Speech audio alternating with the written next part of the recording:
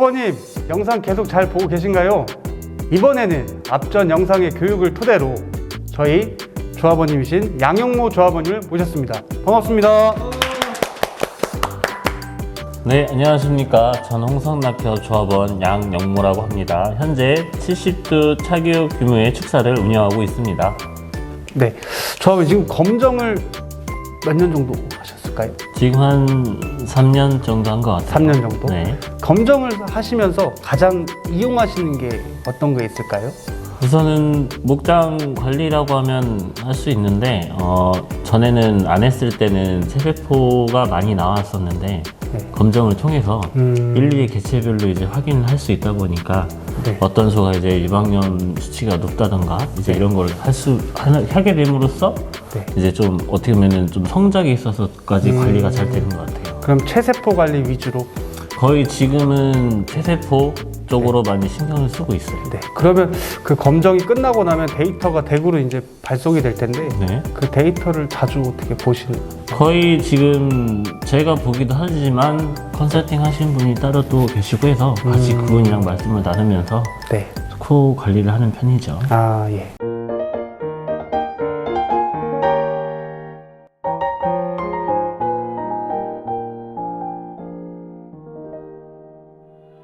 예, 조합원님, 이번 시간에는 이 좋은 검정 데이터를 농가에서 쉽게 활용하는 방법을 배워볼까 합니다.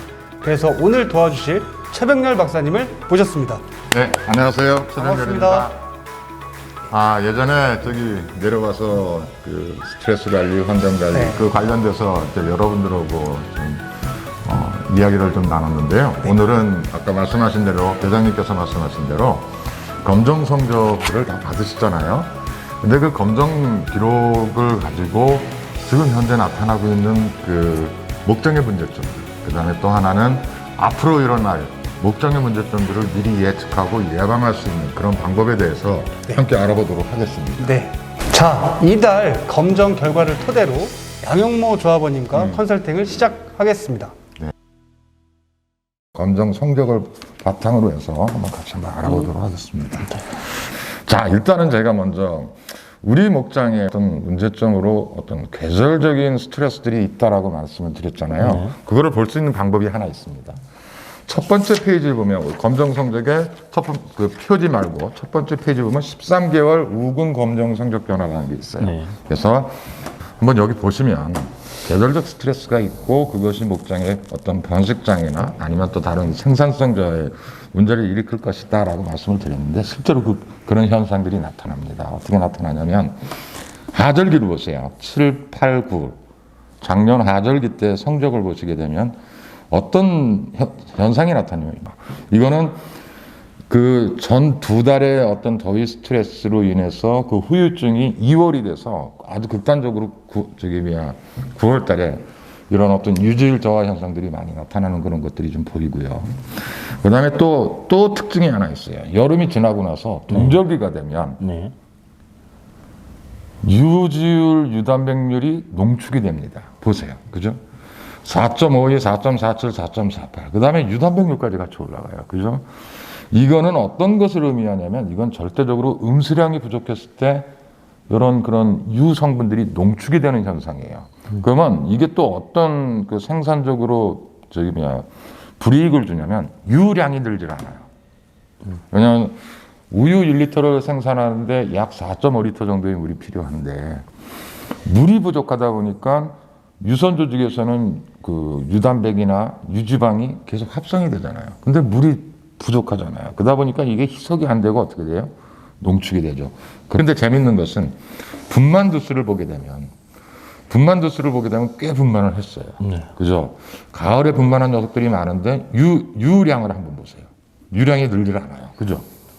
이게 왜 그러냐면 분만 두수는 많은데 유량이 늘지 않는다. 그러면서 유지율과 유단백률이 높아진다. 동절기의 물 부족 현상이 굉장히 심하게 나타난다. 이렇게 지금 볼 수가 있어요.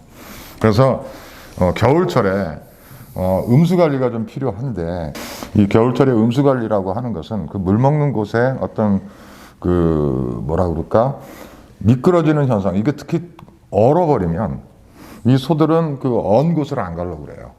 얼음이 얼은 곳을 안 가려고 그래요. 왜냐면 미끄러지면 큰일 나니까. 그러다 보면 자연스럽게 물 섭취할 수 있는 공간으로 갈 수 있는 접근성이 떨어지기 때문에 그로 인해서 물 섭취량이 줄어들 수가 있어요. 그래서 이 부분은 좀 한번 꼭 체크를 해보시고.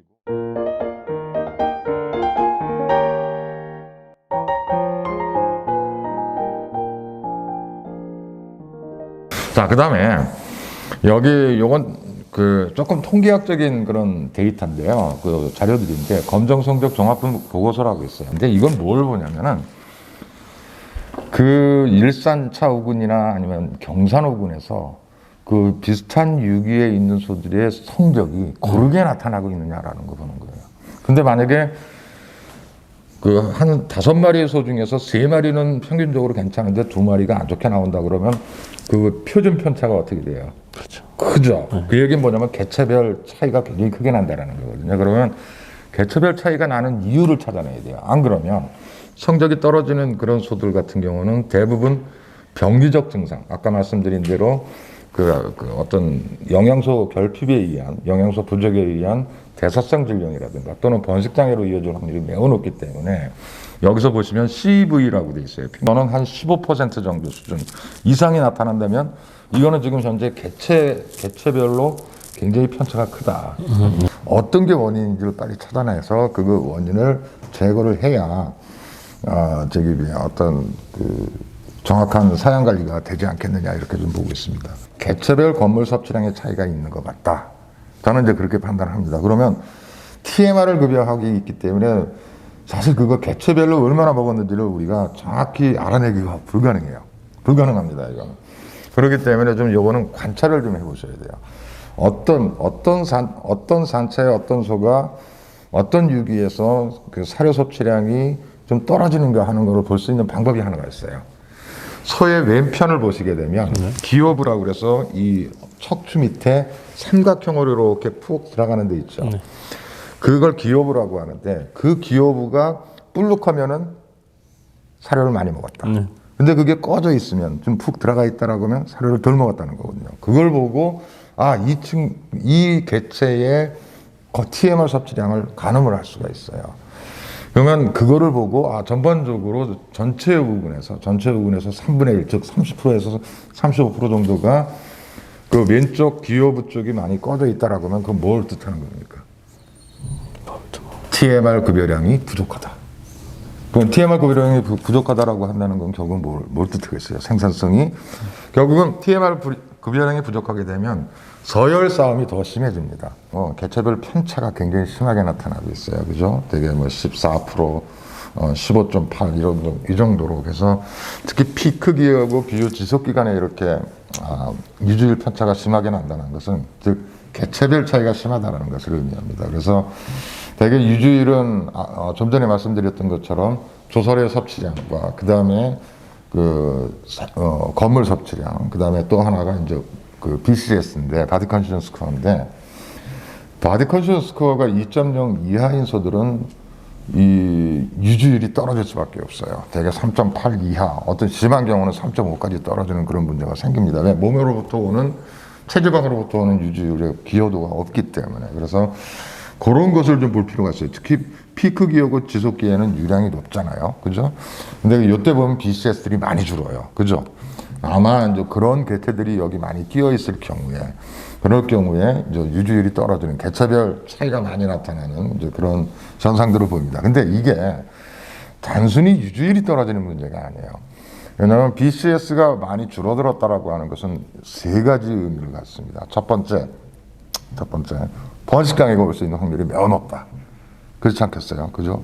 몸의 에너지 상태가 지금 거의 고갈된 상태라고 봐야 되기 때문에 난포의 성장이 사실 그렇게 잘 안 일어나요. 두 번째는 이제 이 비유 지속 시간이 짧아질 수밖에 없어요. 그죠? 왜냐하면 영양 부족 상태이기 때문에, 에너지 부족 상태이기 때문에, 그래서 비유 지속 기간이 짧아질 수 있다라는 그 경제적인 손실을 볼 수 있고, 세 번째는 사실은 이런 소들은 지방간증을 알 가능성이 매우 높아요. 지방간, 간 기능의 문제를 일으킬 수가 있다는 거 있거든요. 그래서 요 데이터들을 보셨을 때 유지율의 어떤 그 개체별 차이가 많이 나타난다고 하면은 BCS를 한번 잘 눈여겨보시고, 만약에 BCS가 전체 우근에 2.5에서 3.0 되는 소들이 전체 우근에서 뭐 그렇게 많지 않다라고 판단이 되면 TMR을 배합했을 때 에너지를 좀 더 보충을 해서 급여를 하셔야 돼요. 그렇다면 에너지를 급여할 수 있는 방법이 뭐 지방, 이거 뭐 전지면실이라든가 어떤 그 지방을 많이 함유하고 있는 또는 보호지방이라든가 이런 것들을 건물 기준으로 했을 때 한 5% 정도가 되게끔 배합비를 조정을 하시고요. 만약에 그것이 그렇게 되면 유지율도 올라가겠죠. 그죠? 왜냐하면 지방을 급여했기 때문에. 그러면서 동시에 BCS도 개선이 되고 또 지방을 급여하게 되면 또 한 가지 장점이 남포의 성장을 촉진한다는 거예요. 그래서 여기서 중요한 것은 유지율의 어떤 개체별 편차가 심하게 나타난다. 그렇다 그러면 에너지, 또 BCS를 먼저 점검하시고 그 다음에 BCS가 아까 말씀드린 2.5에서 3.0 되는 개체수들이 많지 않다라고 한다면 그렇다면 에너지를 보충해 주시는 방법 이렇게 해주시면 괜찮을 것 같습니다.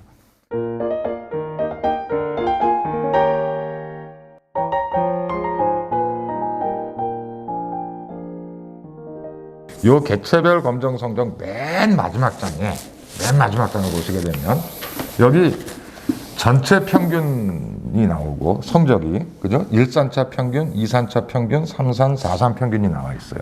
이게 굉장히 중요한 데이터입니다. 많은 분들이 이걸 그냥 넘어가는데 이게 바로 우리 목장의 현 주소예요. 한번 보시면 1산, 2산하고 그 유량이 어때요? 350 유량이 같죠? 이거는 문제가 있다는 소리예요. 그 다음에 3산에서는 아까 말씀드린 대로 도태시키고 뭐하고 한다라고 했다고 하지만 3산은 오히려 더 떨어지고 있죠.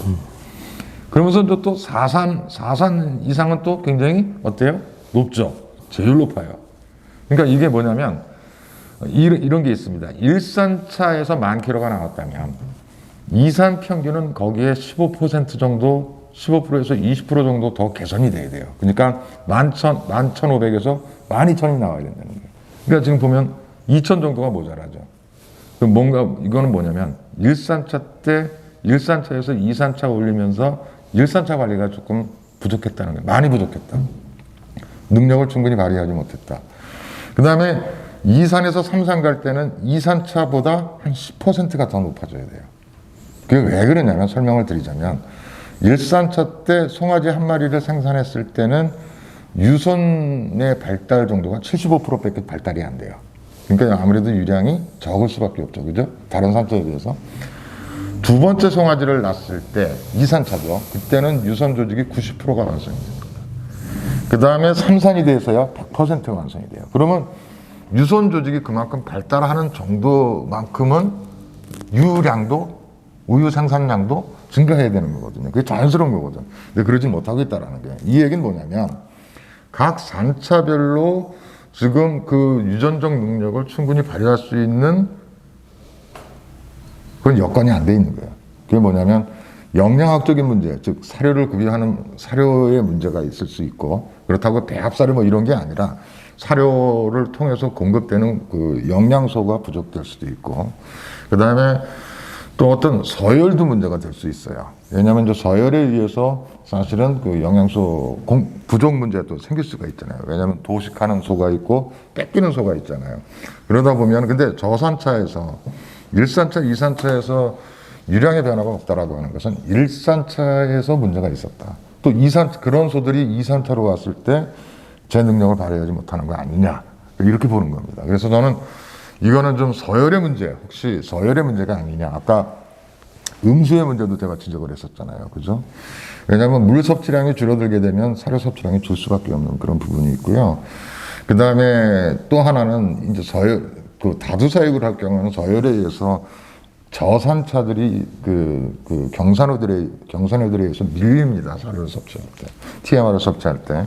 그래서 그런 현상이 있는지를 반드시 좀 보셔야 될 것 같아요. 그 다음에 또 하나가 여기 보시게 되면 3산차 같은 경우는 지금 질병들이 많다라는 것이 보여요. 뭐냐. 여기 보시면 최고 유량 도달일이라고 피크라고 그러죠.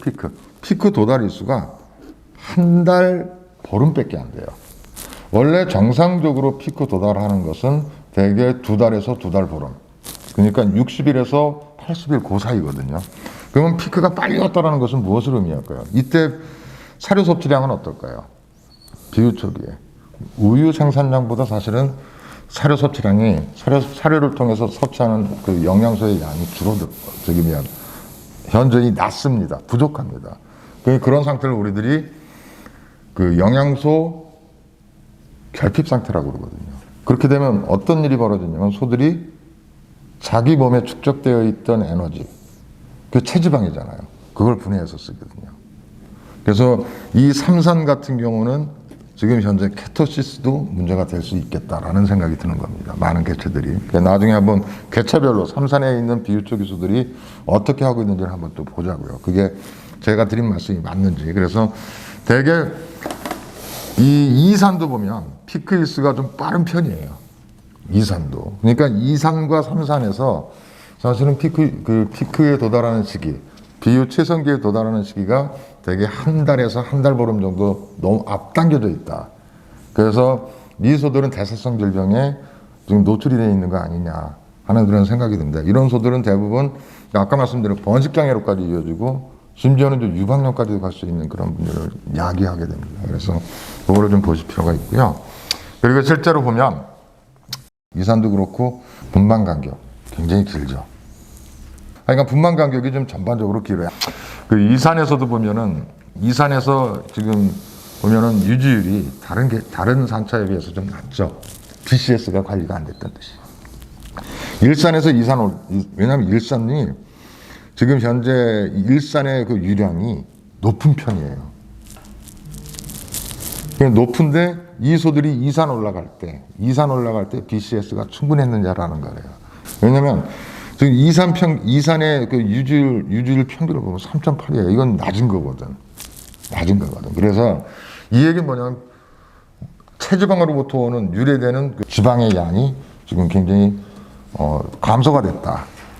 이런 소들이 이제 삼산으로 가기 어려운 부분들이 생겨요. 그렇게 되면 삼산에서 또 더 큰 문제를 일으킬 수 있고. 그래서 이게 산차별로 문제된 게 그 다음 산차에서 또 이게 계속해서 연동이 돼가지고 문제를 일으키거든요.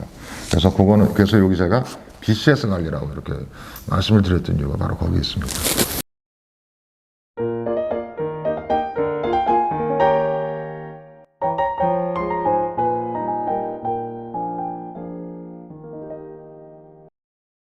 요거는 이제 개체별로 많은 소들을 다 하나하나 다 볼 수는 없잖아. 그러니까 그렇죠. 이게 굉장히 좋은 거야. 요거는 딱 어떤 개체가 어떤 문제가 있는가라는 걸 볼 수 있고 전반적으로 우리 지금 급여하는 그 영양소 수준이 뭐가 부족하고 뭐가 과한지를 볼 수가 있거든요. 이걸 보면. 조합원님, 성적이 오게 되면 13개월 우군 검정 성적 변화, 그리고 검정 성적 종합 분석 보고서, 그리고 주의 개체 리스트, 이 세 가지를 중점적으로 보시는 게 좋을 것 같습니다. 감사합니다. 네, 고맙습니다.